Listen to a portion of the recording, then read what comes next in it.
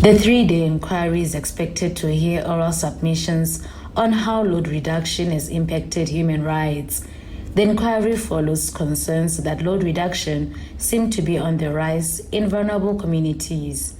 During their oral submissions, community representatives raised concerns including unethical practices by Eskom officials, substandard work, and outsourcing of subcontractors. What I can say is actually it's more like being substituted with it's a substitute to load shedding. There are justification and causes that when you analyze, you can pick up that this thing has been done deliberately and they can be prevented. It's very unfortunate that, there's not much that I can do. The only thing is to seek interventions of Chapter 9 institutions out of the Human Rights Commission. My submissions are clear that we don't want load reduction. Load reduction is infringing on our rights as customers and as human beings in South Africa.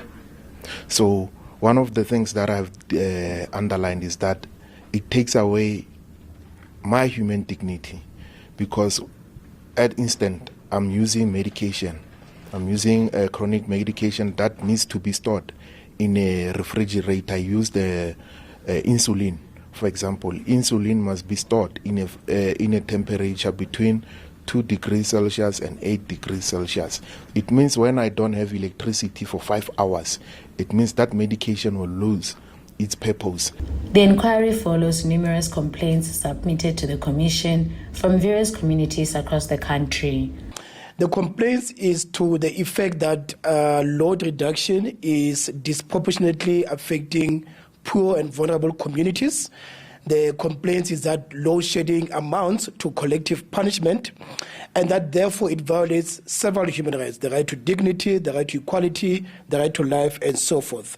So we decided to take a strategic decision to institute a national inquiry.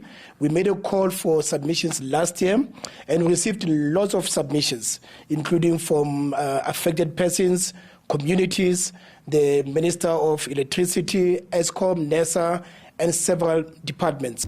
Meanwhile, Power Utility, City Power, has announced that it's suspending load reduction indefinitely.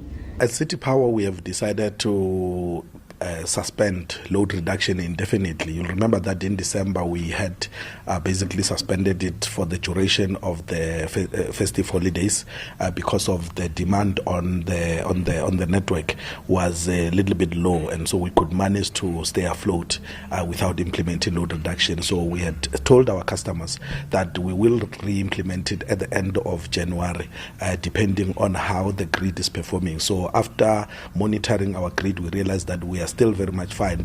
After each community representative has made their oral submission, the inquiry will hear from, among others, the South African Police Service, Education and Health Department, as well as the National Energy Regulator of South Africa, NESA. Once the 3-day hearing has been completed, the Commission will look into the practical and legal implications of load reduction for human rights. Mmakau, SABC News, Sandton.